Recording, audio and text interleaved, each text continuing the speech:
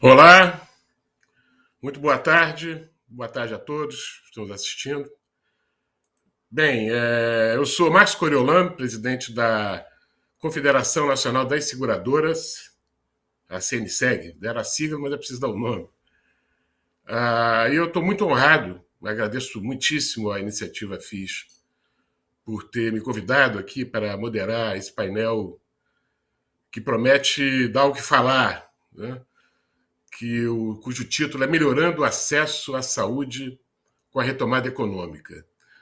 Nós vamos ter aqui conosco, palestrando, a Carmen Zanotto, José Márcio Camargo e Patrícia Ellen, que deve entrar daqui a pouco, estava com um problema de conexão, mas esperamos que ela esteja conosco em algum momento breve. A deputada Carmen Zanotto, ela atualmente exerce seu terceiro mandato como deputada federal por Santa Catarina, pelo Partido Cidadania. Ela graduou-se em enfermagem e obstetrícia pela Fundação Educacional do Alto Uruguai Catarinense. Especializou-se também em administração hospitalar, em saúde pública, em recursos humanos e, não menos importante, em formação em políticas para a primeira infância na Universidade de Harvard. Estou apenas dando uma pincelada, os currículos são todos eles muito extensos.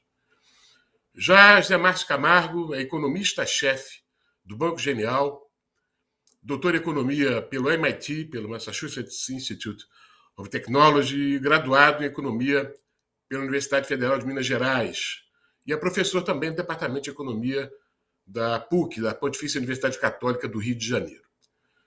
Já Patrícia Ellen, a secretária Patrícia Ellen, ela é secretária de Desenvolvimento Econômico, Ciência e Tecnologia do Estado de São Paulo, é formada em Administração de Empresas pela FEA, da Universidade de São Paulo, com mestrado em Administração Pública pela Harvard Kennedy School e tem MBA também pelo INSEAD.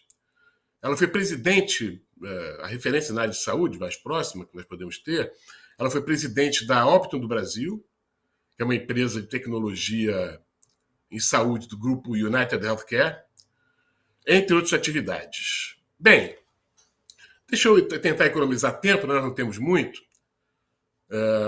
Usar aqui os meus, no máximo 10 minutos, da maneira mais produtiva possível. Esse título do nosso painel, ele já pressupõe uma retomada econômica, cuja perspectiva temporal ainda está separando muitas correntes de economistas, formuladores de políticas, parlamentares, etc. E o Josias também colocou no título que porque a questão do acesso, porque desde sempre ele está querendo buscar endereçar essa questão do acesso. Independente da dimensão tratada, se a dimensão é econômica, se é política, social ou médico-assistencial. O acesso à saúde é, na verdade, o que importa para os cidadãos. Com esse tema, que tem a ver com acesso e desenvolvimento econômico, o que primeiro, pelo menos a mim, me vem à mente, e eu não vou limitar apenas, né, eu não vou querer limitar os palestrantes, por óbvio, a esse tema, mas o que vem à mente imediatamente é a questão do financiamento da saúde. Por quê? Sem o mínimo financiamento adequado ou previsível, o acesso, é claro, dos cidadãos à saúde fica sempre mais difícil. E eu estou aqui mirando o financiamento em duas vertentes, que para mim são absolutamente distintas no sentido do financiamento, que são o financiamento do sistema de saúde público e do privado. O financiamento do sistema público de saúde é o orçamento fiscal. Ponto. Simples assim. Quais, então, nós poderíamos indagar? As perspectivas da retomada econômica, quando ela vier, e no passo que ela vier, e que deverá pautar a nova programação e execução orçamentária da União, de estados e dos municípios que formam o SUS. O SUS, com essa retomada do crescimento, que poderá vir acompanhado de um reforço do orçamento fiscal, poderá ganhar mais recursos? Muito bem. Já o financiamento do sistema privado de saúde, ele vem do orçamento das empresas e da renda das famílias que compram planos e seguros de saúde. Então, quando a gente pergunta quais as perspectivas da economia, a gente está indagando o seguinte: quais são os impactos que a provável retomada poderá ter nos vários setores contratantes.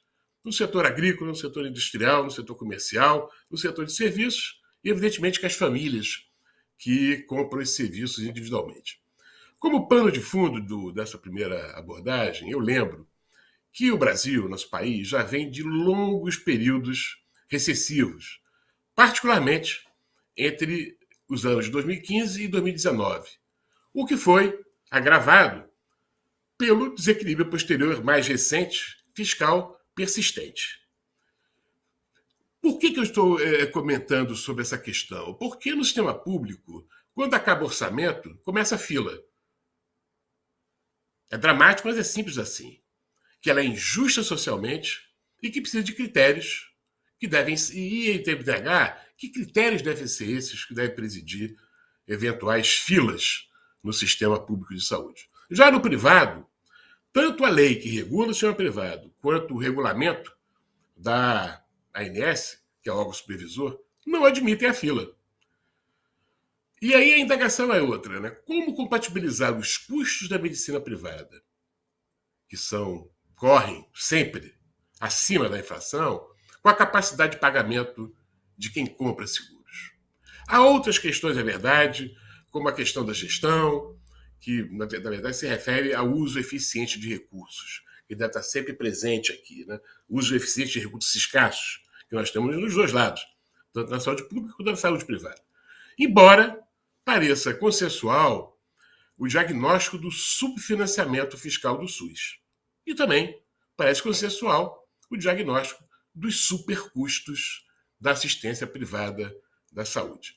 Bem, são essas duas questões, insisto, não estou querendo com isso criar camisa de força longe de mim sobre os nossos convidados a palestrantes, mas eu gostaria que se pudessem endereçar essas questões e eu passo, então, diretamente para a deputada Carmen, por favor, para os seus 10 minutos.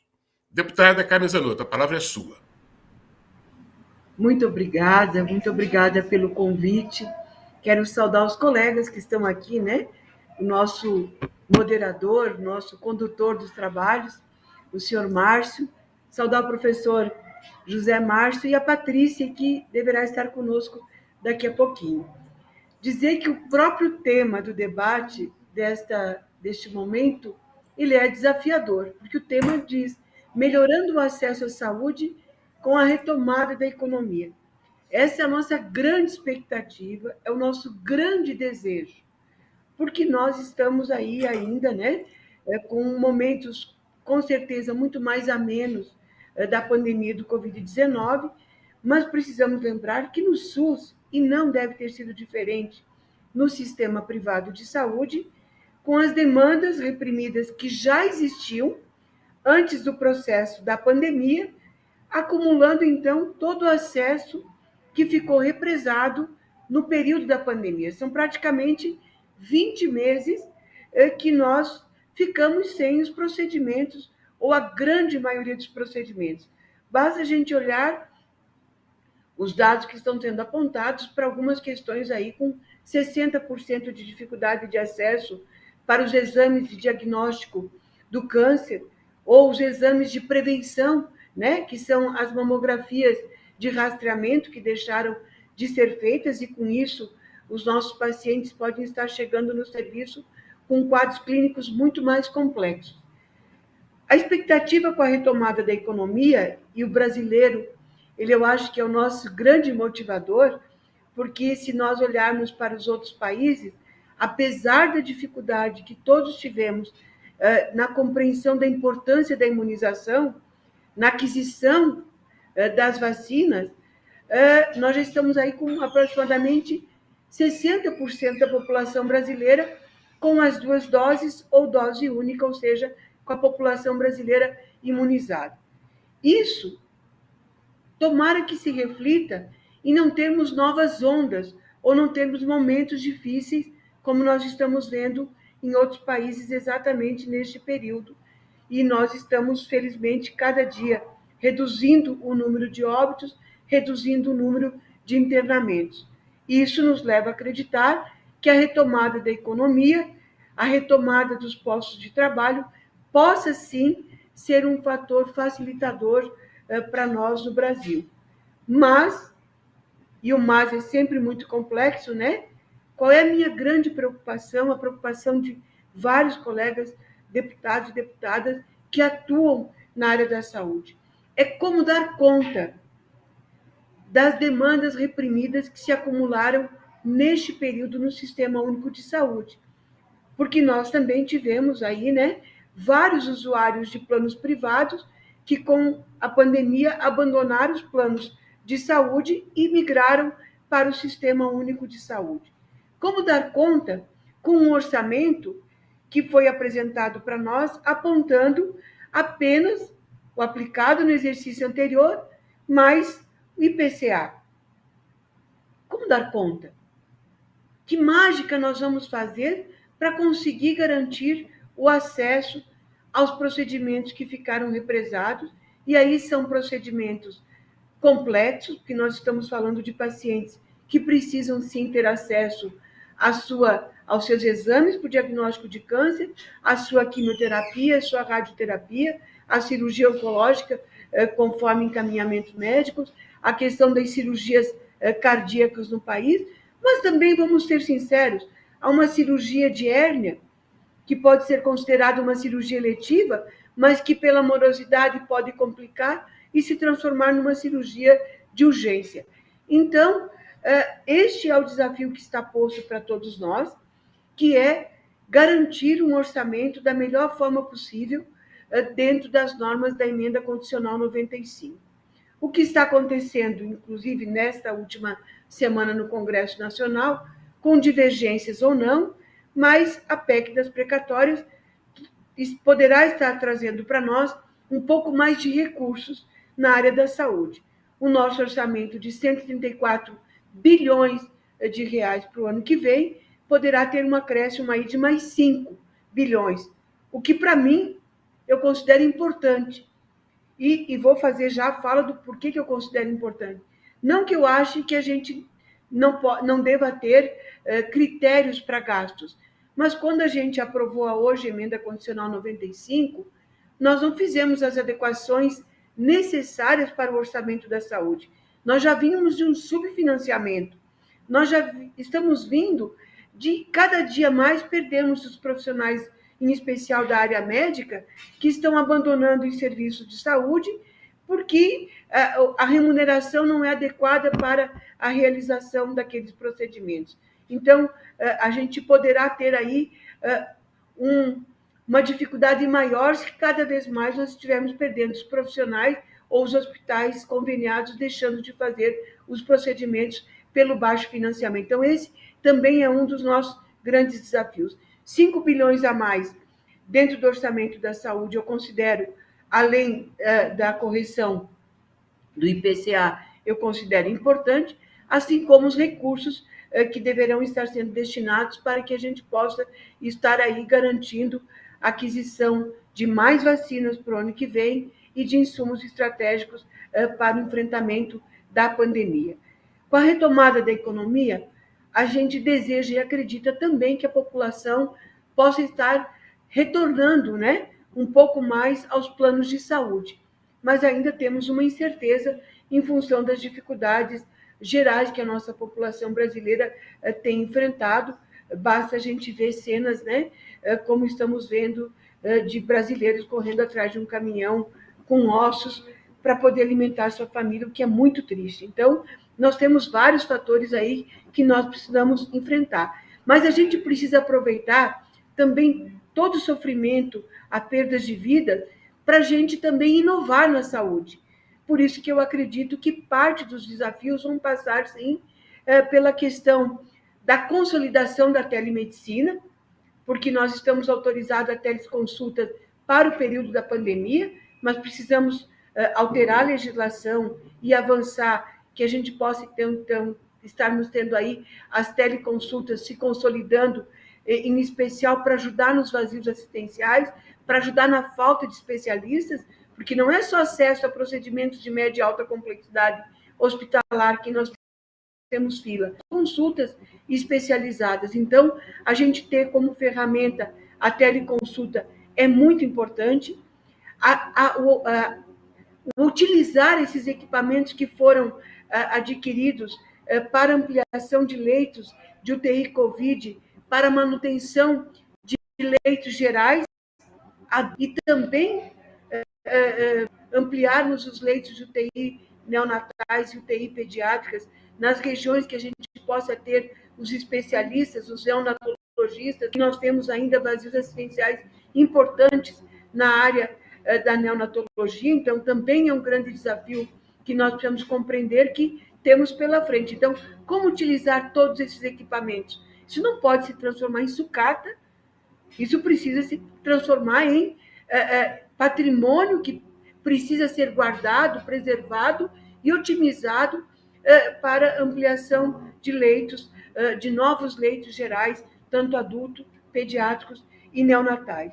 Uma outra questão que nós precisamos, e nós estamos aqui, né, com o professor José Márcio e a Patrícia, que são da área econômica, como fazer com que a indústria brasileira possa se reinventar e que a gente não fique mais dependente de insumos estratégicos tão importantes para a área da saúde, como uma simples máscara, né?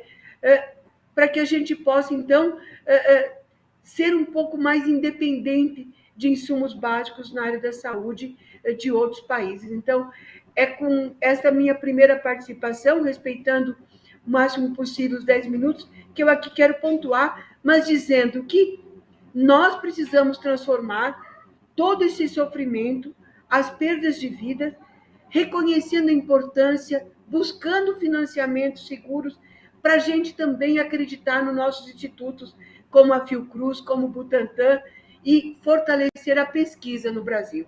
Sem sombra de dúvida, sem o fortalecimento desses setores, o acesso à saúde, com a retomada da economia, ficará mais difícil. Fortalecer os nossos pesquisadores, a pesquisa no país, sem sombra de dúvidas, também precisa ser um legado desta pandemia para que a gente possa reduzir, então, as filas no Sistema Único de Saúde e também nos planos de saúde, porque é uma realidade a fila também e a dificuldade de acesso nos planos de saúde. Muito obrigada. Seria essa a minha primeira participação, respeitando o tempo. Nossa, e rigorosamente respeitando o tempo. Deputado, parece que a senhora só estava controlando as palavras para coincidir aqui com o cronômetro. Então, muito obrigado, foi excelente participação. E para, de novo, economizar tempo, né, eu passo direto agora para o economista, meu amigo Zé Márcio Camargo. Zé Márcio, agora é com você, amigo. Ligar o microfone, Zé. Ok, desculpe. Muito obrigado, quero agradecer primeiro o convite para estar aqui nessa iniciativa FIS, é um prazer enorme estar aqui, eu agradecer ao José particularmente. Eu vou falar um pouco sobre o nosso cenário aqui para a economia brasileira 2022, quer dizer, e falar um pouco sobre essa questão do financiamento da saúde, no final. Então, quer dizer, basicamente, quer dizer, o que a gente tem feito, quer dizer, acho que é uma forma interessante de perceber, é um cenário bastante desafiador, eu acho que tem dois problemas particularmente complicados na economia brasileira para 2022 que nós vamos ter que tratar da melhor forma possível. A gente tem feito o nosso cenário baseado em três pilares importantes. O primeiro pilar é o respeito ao teto do gasto público, né? Quer dizer, que a deputada mencionou aí como a emenda constitucional 95. Por que é muito importante respeitar o teto? É importante respeitar o teto porque o teto traz credibilidade fiscal para o país. O que significa traz credibilidade fiscal para o país? Significa o seguinte, quando você tem um teto para o crescimento do gasto público, tá certo? O que acontece é que toda vez que você tem um aumento de receita, esse aumento de receita não pode ser usado para aumentar gastos, consequentemente ele tem que ser usado para diminuir a dívida, e isso faz com que a dívida seja sustentável no longo prazo. O resultado disso é que os investidores pedem uma taxa de juros mais baixa para financiar a nossa dívida. Consequentemente, o custo de financiamento da dívida cai substancialmente. Só para ter uma ideia, quer dizer, antes do teto, lá em 2016, tá certo?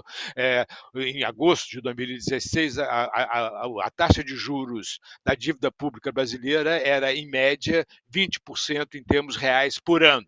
Antes da crise agora, essa taxa chegou a cair a 5% em média por ano, tá certo? Em termos reais, ou seja, 5% mais inflação. Agora está um pouco mais, exatamente porque tem toda essa discussão isso sobre o teto e etc.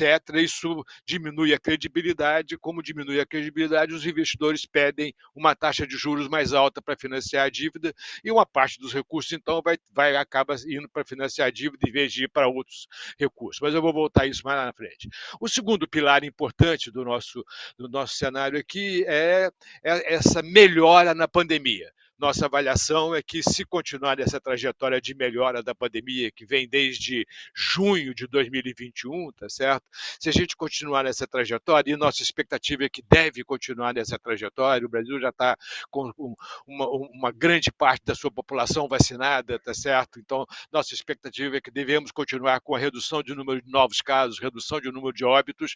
Nossa avaliação é que a volta das pessoas à normalidade vai ser extremamente eufórica. As pessoas vão estar muito eufóricas, as pessoas vão estar loucas para sair de casa, conversar com os amigos, jantar fora, em suma, vai ser um grande aumento, já está acontecendo, na verdade. Se você olhar, eu não sou até nem sou tanto de ver jogo de futebol, mas eu tenho visto muito jogo de futebol na televisão, exatamente que me dá prazer de ver a alegria das pessoas no estádio, falando, discutindo, o pipoqueiro, o vendedor de cerveja, tá certo?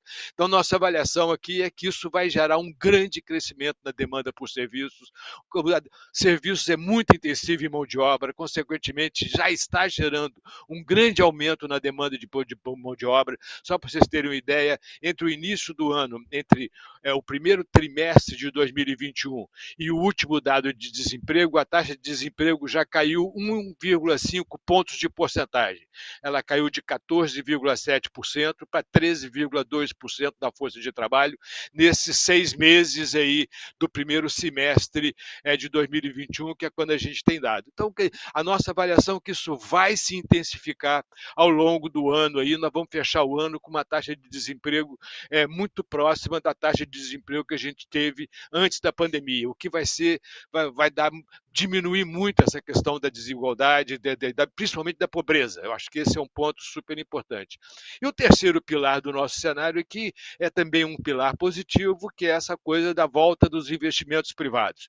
Os leilões de concessão e de privatização que têm sido feitos pelo governo federal e pelos governos estaduais têm sido muito bem sucedidos. Nós tivemos a privatização da SEDAI, a privatização do sistema de água e esgoto de Alagoas, a privatização do sistema de água e esgoto do Amapá, nós tivemos a privatização de 5 rodovias, a Dutra foi renovada, a concessão da Dutra, o novo marco regulatório das ferrovias já tem 24 demandas para a construção de novas ferrovias. Em suma, existe um grande aumento de investimento acontecendo aí nessas concessões, o que significa que o Brasil está voltando a ficar atraente ao capital privado, tá certo, do setor real da economia. Esse conjunto de coisas, tá certo, é o lado positivo, exceto eu vou falar um pouquinho sobre a questão do pilar do teto do gasto, que foi avariado aí nessa semana. Mas tem um outro lado, que é um lado que é muito complicado, que é o lado da inflação.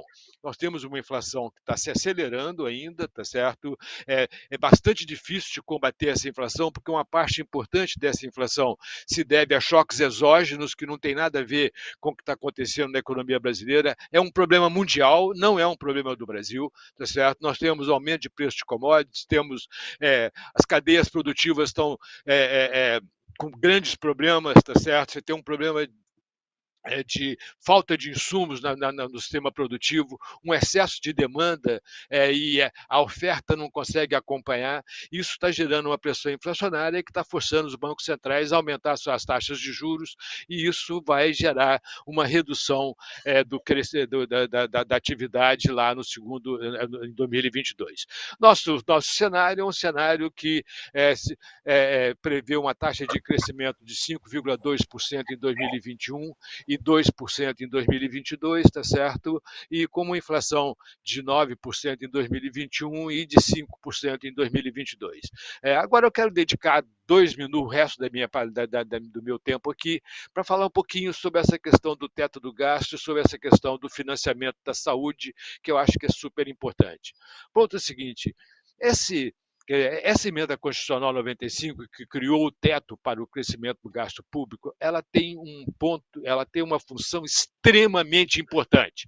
Pela primeira vez, o Brasil tem um orçamento que merece o nome de orçamento. O governo brasileiro tem um orçamento que merece o nome de orçamento, porque pela primeira vez o orçamento público brasileiro tem um limite. Até a aprovação da emenda constitucional 95, tá certo? O orçamento público brasileiro não tinha um limite. Quer dizer, como é que funcionava? Você tinha lá um objetivo de superávit primário do setor público, tá certo? O governo enviava para o Congresso um orçamento com um objetivo de superávit primário, o Congresso aumentava as expectativas de receita e, consequentemente, aumentava as despesas, aprovava o objetivo de superávit primário, com expectativas de receitas mais elevadas, expectativas de despesas mais elevadas. As despesas aconteciam, as receitas nem sempre aconteciam. Quando as receitas não aconteciam, esse aumento de despesa era financiado ou por aumento da inflação, como nós tivemos várias hiperinflações aí desde a redemocratização, tá certo?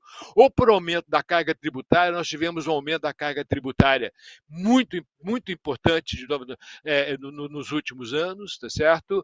Ou por aumento de dívida. Nossa dívida aumentou sistematicamente desde a redemocratização até 2017, tá certo? Todos esses três instrumentos simplesmente não existem mais. A sociedade não aceita mais inflação, a sociedade não aceita mais aumento da carga tributária e os credores não aceitam mais financiar a dívida brasileira, um aumento de dívida brasileira. Então, agora a gente tem um teto. Isso significa o seguinte: o ponto importante que é chamar a atenção é o seguinte: a partir de agora, toda vez que você bate no teto, você vai ter que escolher as prioridades.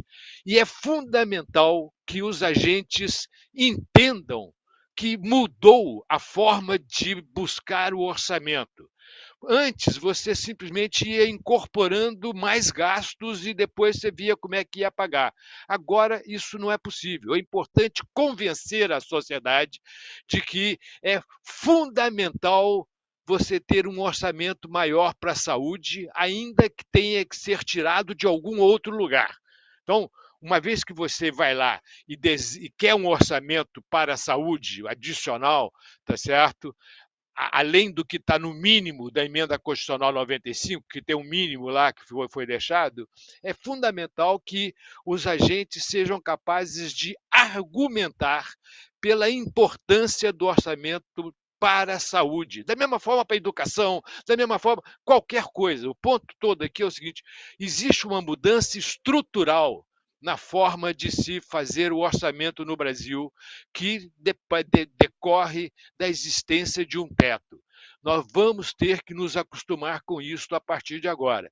Enquanto tiver um teto, nós vamos ter que, quando bateu no teto, a gente vai ter que aprender a justificar a nossa demanda por um aumento de gastos, seja com saúde, com educação, com qualquer outra coisa.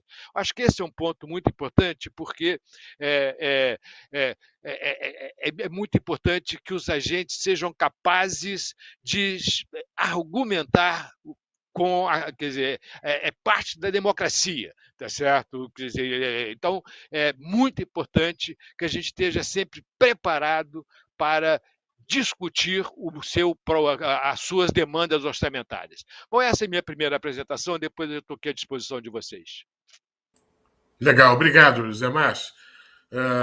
Secretária, seja bem-vinda novamente aqui. Agora você conseguiu se conectar. Só para poder... Você acompanhou grande parte da fala do Zé Márcio, né? Que acho que é autoexplicativa, né? Enfim, aí você conhece bem tudo isso. Foi precedida antes de uma palestra aqui da nossa deputada, em que ela abordou inclusive um tempo que nós sabemos, né, que nós vamos ter que enfrentar doravante. Quer dizer, isso já era complexa a situação do próprio sistema público antes, as condições de financiamento, etc.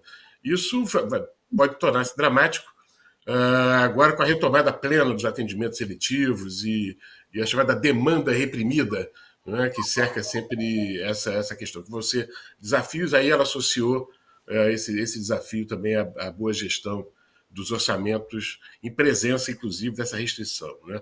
Eu vou aproveitar isso, claro, isso fique livre para você colocar, mas é só lembrar para todos, que o Zé Márcio estava falando sobre a restrição do teto de gastos, que pesa sobre o governo federal.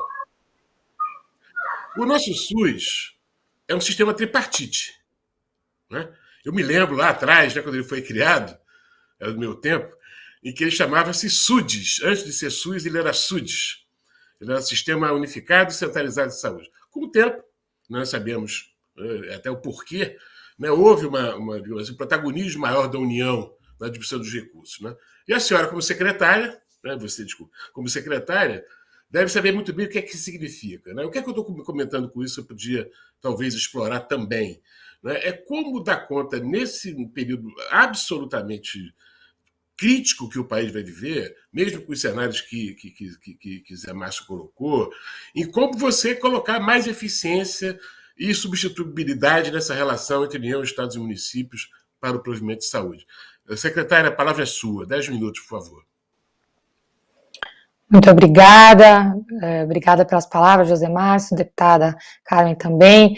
Desculpe aí que desconectei, eu estava na estrada aqui voltando hoje de Sorocaba, exatamente nesse esforço de retomada econômica regional que nós estamos fazendo.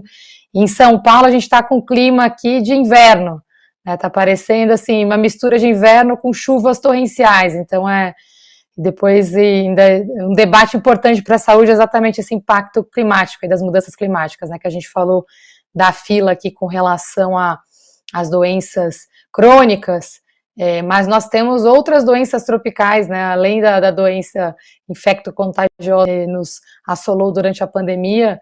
Eu estive na Amazônia recentemente, por exemplo, eles estão com um surto muito grande de malária de novo, né, então...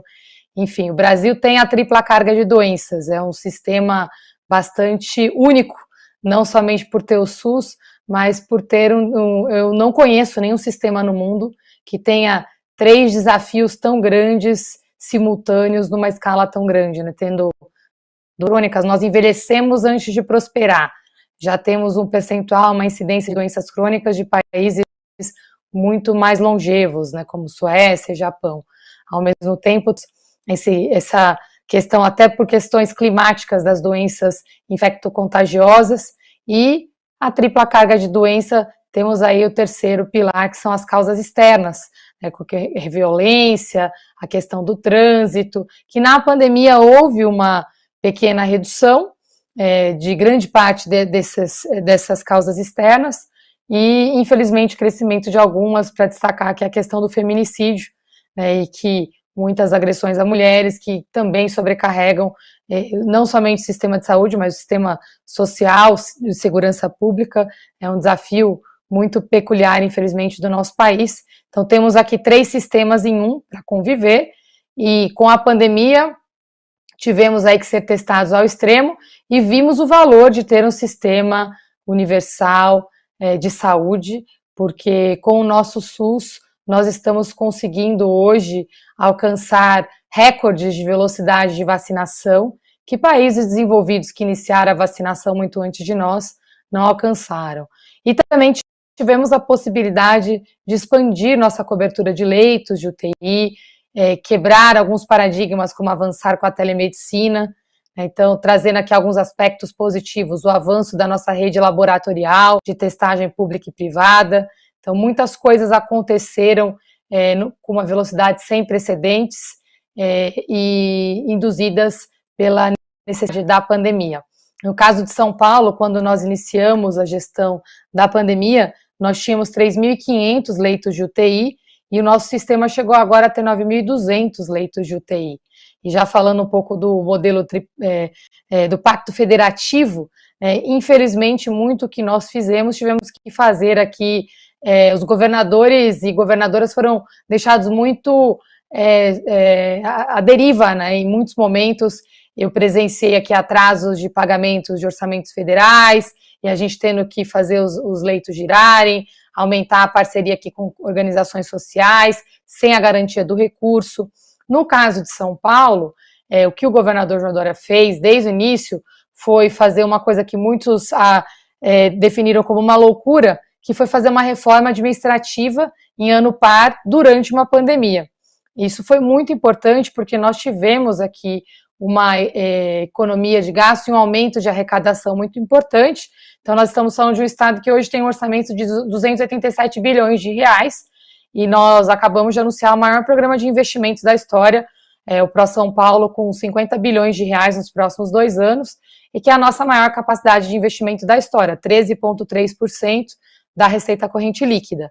É o dobro do quando nós iniciamos a gestão. Um outro ponto que é muito importante é o compromisso com ciência e tecnologia. Não há país no mundo que esteja tendo uma retomada econômica acelerada sem aumento do investimento em ciência, tecnologia e inovação. No Brasil, e aqui falando com o meu chapéu de presidente do Conselho Nacional de Secretários Estaduais de Ciência e Tecnologia, o CONSECT, nós estamos numa situação muito preocupante. O orçamento de ciência é o menor, né, e reduziu para 1/3 do que ele era há 2 anos atrás. No caso de São Paulo, nós aumentamos o orçamento em 40% em 2 anos, e este é o maior orçamento da história do nosso ecossistema de ciência, tecnologia e inovação. Isso foi muito importante para garantir as vacinas, para garantir não somente a produção das vacinas, mas a aplicação das vacinas, a rede de testagem, a rede de telemedicina. A tecnologia ela é aplicada em diversas frentes. Os respiradores, nós temos os respiradores que foram produzidos e inventados ali na Universidade de São Paulo, que hoje eu peguei a última estatística, foram produzidos e distribuídos 900 respiradores, que foram entregues a 17 estados do país. Então, a gente tem aqui essa consciência de que o investimento em ciência e tecnologia, o investimento no sistema de saúde é inegociável. E me deu orgulho de ver que a gente esteve nos Emirados Árabes semana retrasada, na missão Expo Dubai, e Emirados Árabes é o país do mundo com maior percentual de vacinação. Eles estão chegando a quase 90% da população adulta, da população total, com esquema vacinal completo. E o estado de São Paulo é o estado do Brasil que está com a liderança nesse mesmo percentual aqui de vacinação, com o esquema vacinal completo e também da população adulta. Lembrando que nós chegamos aqui a 72% da população total e 84% da população adulta. Com uma diferença, nos Emirados Árabes eles distribuíram menos da metade das vacinas que a gente distribui aqui. Em São Paulo a gente está falando de 74 milhões de vacinas aplicadas. Isso só é possível com um sistema de saúde operante e um pacto federativo que funcione. E aqui eu queria destacar essa integração entre estados e municípios, porque a aplicação é feita nos municípios. A saúde, né, principalmente a cobertura básica, acontece nos municípios. E nós tivemos que fazer aqui coisas inesperadas por causa dessa... Infelizmente, o que eu vejo no Brasil, né, sinteticamente? A gente está num momento muito preocupante que não temos uma política macroeconômica e não temos prioridades de investimento. Com isso, se rompe o teto, se não se aloca os recursos de formas claras e eficientes, estamos nesse caos que nós estamos alcançando agora, com o cenário de hiperinflação, muitos problemas que já nem sequer existiam, nós conseguimos, infelizmente, ter que reviver novamente. Eu tenho viajado pelo interior e é muito triste esse conceito da inflação que a gente viveu. Eu vivi na minha infância, né, que a gente saía com, na época, cruzeiro, cruzado, real, a moeda mudava, aí você estava com a nota no bolso para comprar um pãozinho no dia seguinte não valia mais aquela nota para você comprar o mesmo pãozinho. Então imagine que a gente está agora com a maior inflação quase dos últimos 15 anos. Então isso é muito preocupante e o impacto disso na saúde é que nós sabemos e já sabíamos que nós tínhamos que aumentar os gastos na saúde para continuar a expansão e a melhoria da qualidade. E tínhamos também que melhorar a eficiência e investir em tecnologia e inovação. Nenhuma coisas foi feitas. E o que aconteceu com os governadores e os municípios que eu presenciei aqui no nosso caso, a gente teve que complementar o orçamento federal com recursos próprios e com recursos privados. Então, acreditem se quiser, mas a gente vai fazer captação, o governador pessoalmente presidiu um comitê empresarial solidário, que nós fizemos aqui mais de 35 reuniões, onde nós compilamos aqui, conseguimos chegar ao recorde de 2 bilhões de reais arrecadados. E para que isso serviu? Muitos dos recursos que nós não poderíamos aplicar diretamente, inclusive para compra de testes, para compra de vacinas, para compra de máscaras, nós utilizamos esses recursos privados para compensar nessa operação de guerra que foi montada durante a pandemia. Olhando para frente, a retomada econômica de São Paulo está acontecendo. Nós vamos crescer 7,3% esse ano. São Paulo cresceu acima do Brasil 3 anos consecutivos. Nós estamos com um programa social de transferência de renda muito grande e, como eu disse, o de investimentos. Qual que é a preocupação? É que esse trabalho tem esse olhar de inclusão, de combate a desigualdades, e que não seja só um estado sozinho não resolve o problema. Nós precisamos resolver esse problema no país inteiro. Nós voltamos a receber a mesma quantidade de imigrantes, de retirantes brasileiros que recebíamos há décadas atrás. Se vocês passarem nas ruas, mesmo com a retomada, mesmo com o aumento de investimentos, nós temos recorde de moradores de rua. E acreditem, não é somente de outros estados, é de outros países também. É essa situação que nós estamos vivendo hoje. Então, tudo que for feito não vai ser o suficiente, mas tem que ser feito. A preocupação agora é essa, é alavancar as novas tecnologias para dar o próximo passo. Então, estamos avançando na telemedicina, vocês devem ter acompanhado o que foi feito com o Corujão da Saúde, também para atendimento de exames médicos e zerar a fila usando equipamentos privados durante a noite. Como essa ponte Estados, Pacto Federativo, Governo Federal não está funcionando tão bem, eu acho que a gente tem uma esperança de fortalecer cada vez mais esse vínculo Estados-municípios e também iniciativa pública com iniciativa privada e social. Sem isso operando de uma forma completamente integrada, nós não alcançaremos os objetivos e os desafios desse legado pós-pandêmico. Muito obrigada. Obrigadíssimo, secretário. Nós temos agora cerca de 15 minutos, é pouco, né? É pouco. Eu vou fazer uma proposição aqui de reunir uma série de observações em talvez um conjunto muito pequeno, né, de questões para que vocês possam comentar sobre elas. Tá? Que acho que há várias convergências aqui, tudo que foi falado, mas também algumas divergências, e talvez fosse bom voltar a elas. Né? Então, vamos retomar a ordem, né, das falas. Eu vou colocar para a deputada a seguinte questão, até porque ela se referiu à questão do orçamento público. Segundo eu entendi, deputada, nós teremos a expectativa de talvez de 150 bilhões de reais de orçamento para o sistema público de saúde para o ano que vem. Isso, tentando ver de cabeça aqui, não deu tempo de eu confirmar, mas isso corresponde ao mesmo volume arrecadado pelo sistema privado no Brasil.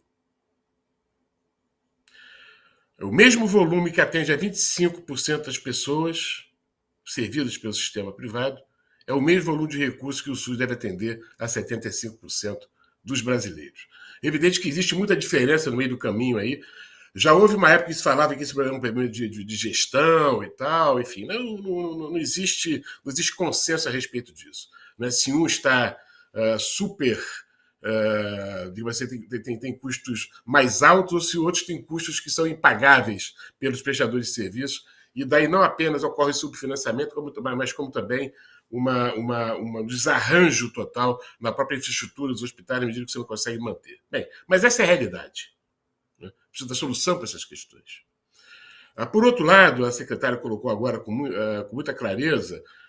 Claro que primeiro colocou a questão do estado dela, mas depois ampliando a questão, disse o seguinte: olha, para poder ter o melhor uso possível dos recursos, é preciso haver sinergia entre o sistema federal, o sistema estadual e o sistema municipal. É óbvio. Né? Independente de pertencimento a partido político, ideologia, preferência religiosa, não interessa, né? É o que o José sempre tem colocado. Nós precisamos dar solução para os graves problemas de acesso à população brasileira. Então, deputado, qual seria a questão? Como é que a senhora enxerga, como é que a senhora vê a possibilidade de retomar efetivamente um pacto que mereça esse nome, né, acima de todas as diferenças, de novo, de natureza política, ideológica, religiosa, etc., né, para que haja a possibilidade dessas sinergias. Né? E depois, quando Patrícia L voltar a falar, um pouco também tornar prática, né? E como é que a gente pode... É claro que unificar, integrar, eu não acredito nisso, tá? Particularmente, né? Estou até criticado por isso. Unificar, integrar definitivamente sistema público e privado, não há condições para isso. Num país tão diverso, não é, com sistemas tão diversos. Absolutamente. Mas algum tipo de colaboração prática, em termos práticos, deve existir. Né? Então, lança as questões e depois é Márcio Camargo, meu amigo, também fica livre para poder comentar coisas nesse eixo. Pode ser assim, deputada? Perfeito. Eu quero agora saudar, né, a Patrícia de forma presencial, mesmo estando de forma virtual, porque no comecinho, quando eu lhe saudei, a senhora tinha caído e conseguiu se reconectar.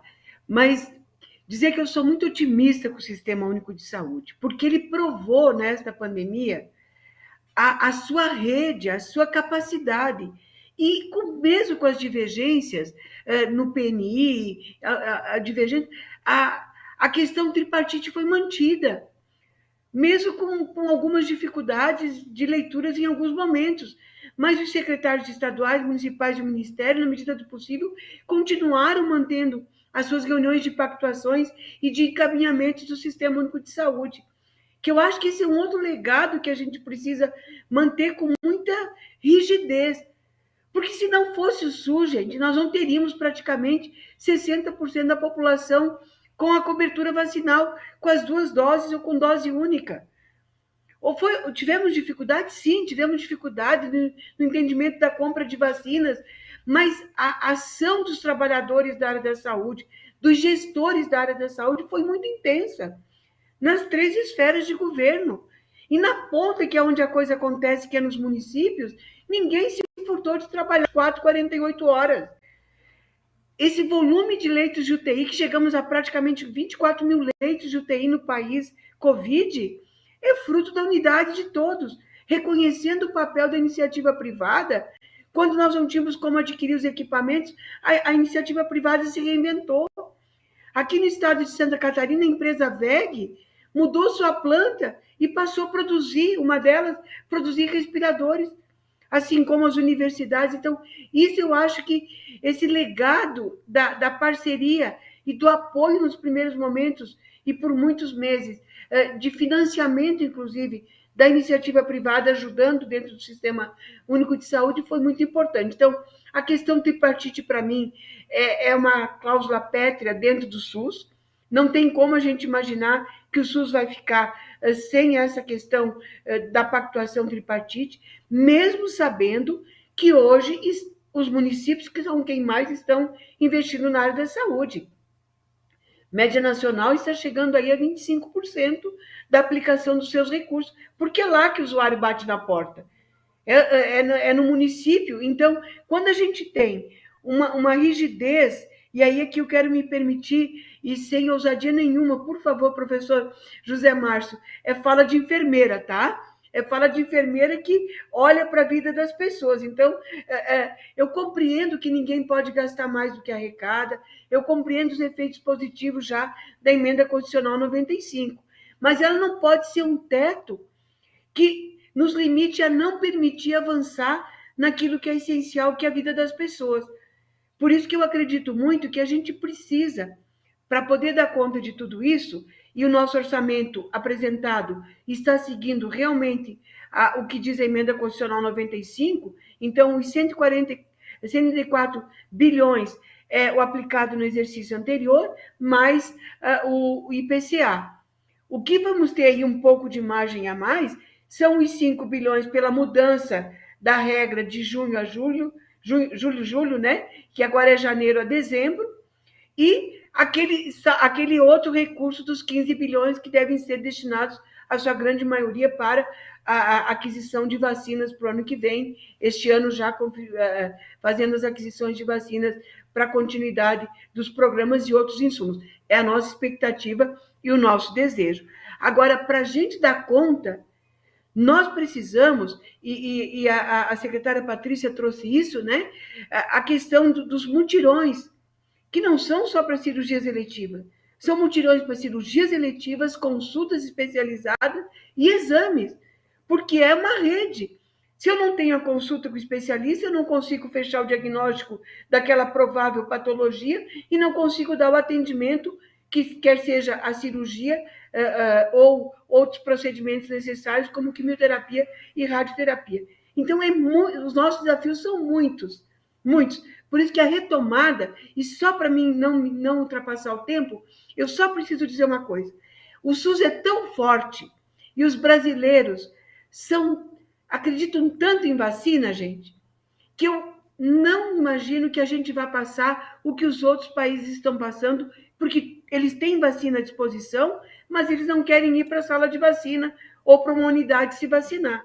Então, com as doses reforços, que eu defendo que não sejam só para idosos, 60 anos ou mais, comorbidades, e os trabalhadores da área da saúde. Daqui a pouquinho, a dose de reforço terá que atingir todas as demais faixas etárias a partir dos 6 meses da segunda dose, para a gente evitar situações mais complexas.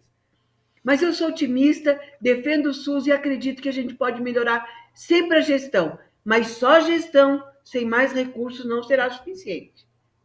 Muito obrigado, deputada Carmen, muito obrigado. Nós temos agora, Muchas gracias, diputada Carmen. Zé, agora temos um desafio monumental, né? Porque nós temos agora só 7 minutos, então é quase que comentário de despedida. Tá legal? É praticamente um comentário de despedida. Um minutinho. Deputada, o problema é simples. Nós temos um orçamento público de 1 trilhão e 700 bilhões de reais. Mais ou menos. 1 trilhão e 600 bilhões de reais. Dos quais 150 bilhões vai para a saúde, como a gente acabou de falar aqui. Ou seja, aproximadamente 10%. Tá certo? Será que não existe uma forma de dar uma porcentagem maior para a saúde e tirar de alguma outra coisa? Tem 90% do orçamento que é dedicado a outras coisas. Será que saúde é tão pouco prioritário assim, que merece só 10% do orçamento? Ou será que você precisa de aumentar o gasto total do setor público para atender o setor de saúde? Essa é a pergunta. É esse o grande problema que a gente convive com ele desde a redemocratização. Então, o ponto é o seguinte, nós precisamos discutir prioridades.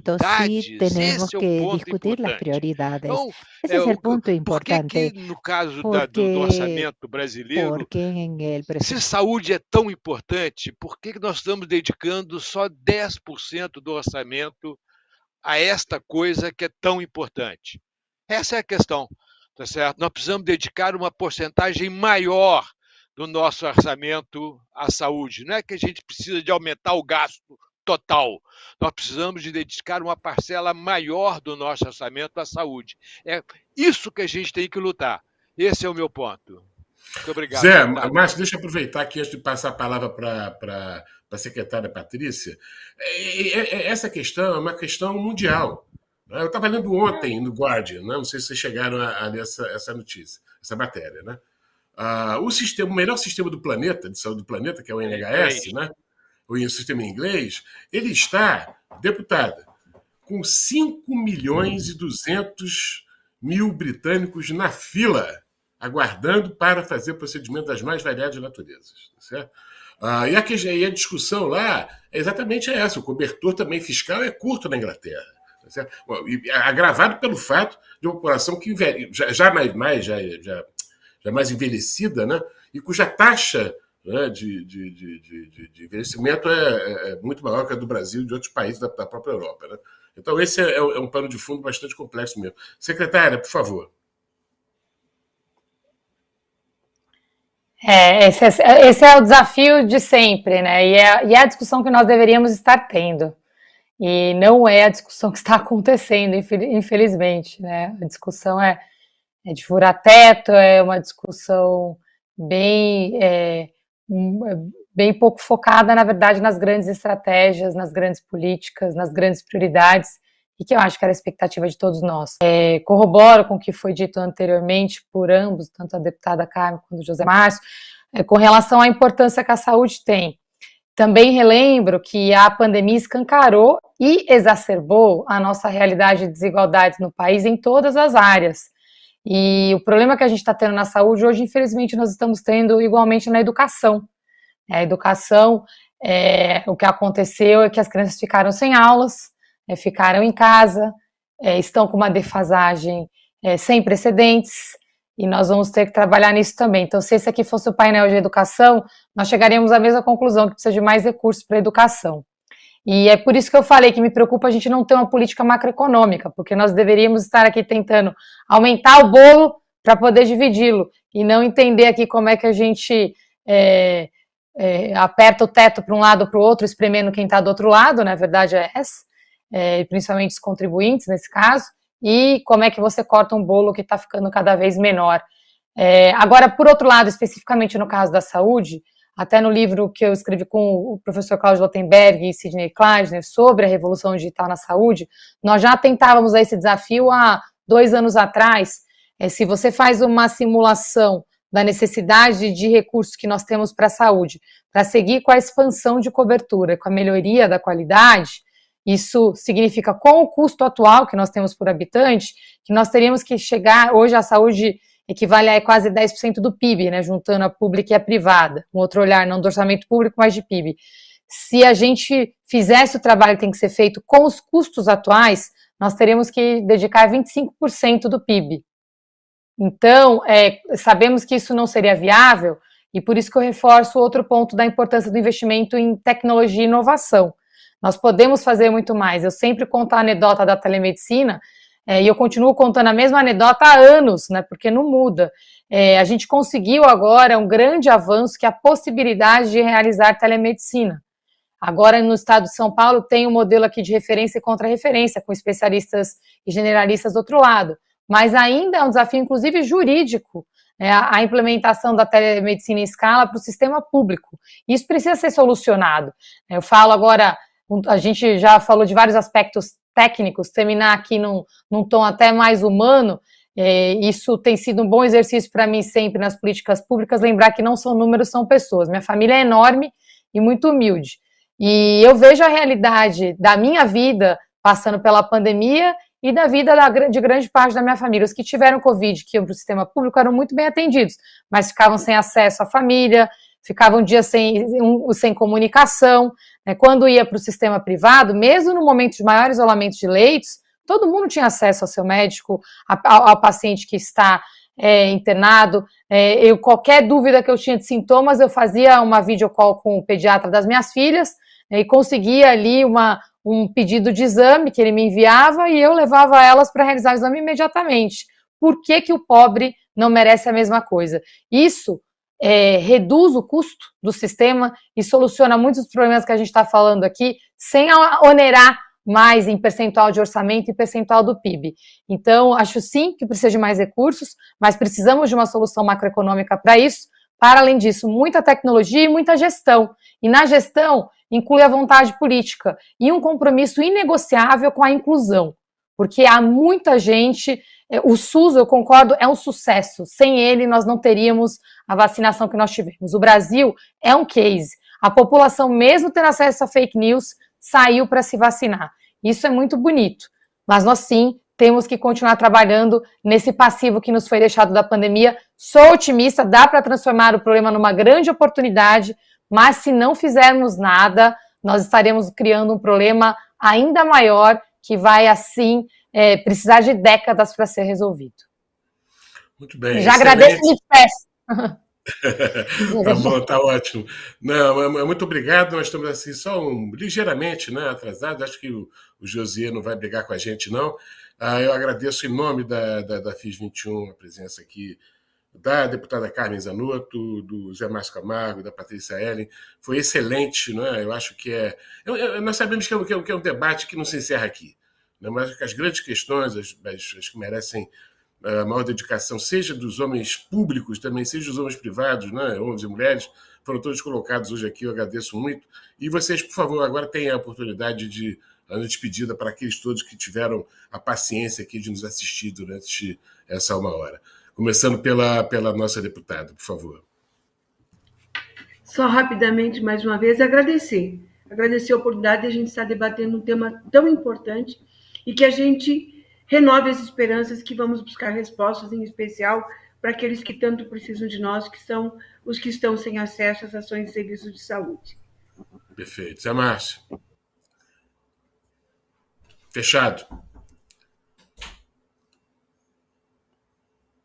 Quero agradecer a oportunidade de estar aqui para conversar essa questão tão importante, que eu espero que realmente a euforia venha com o fim da pandemia, tá certo? Que o próximo ano seja um ano com muito mais alegria, com muito mais as pessoas na rua, conversando com seus amigos, entrando fora, indo no bar da esquina, tá certo? Eu acho que isso no campo de futebol, acho que seria super importante, isso seria o grande motor da retomada da economia em 2022 e que eu espero que a gente seja capaz de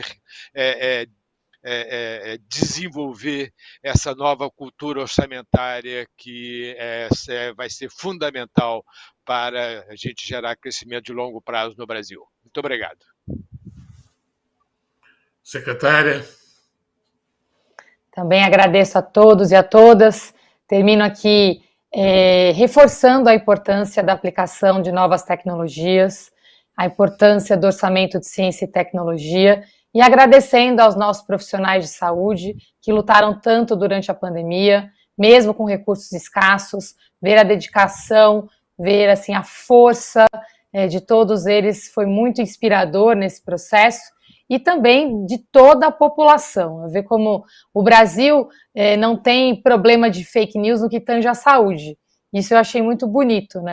A saúde brasileira, o povo brasileiro não discute a saúde ideologicamente. Pode até discutir outras questões, mas a saúde não. A saúde é a maior prioridade, emprego é a segunda maior prioridade da população, então isso é um grande ativo e nos dá um grande otimismo, uma oportunidade de aplicar os recursos com mais consciência e com mais celeridade, alavancando as tecnologias para que a saúde seja cada vez mais inclusiva e cada vez mais humana. Muito obrigada e parabéns pelo trabalho aqui do FIS, Josiê, e a todos que organizaram esse fórum. Tchau, gente. Obrigadíssimo, hein? Obrigado a quem nos assistiram, que nos assistindo. Até a próxima. Tchau, tchau. Muito obrigada. Tchau, tchau. Obrigada.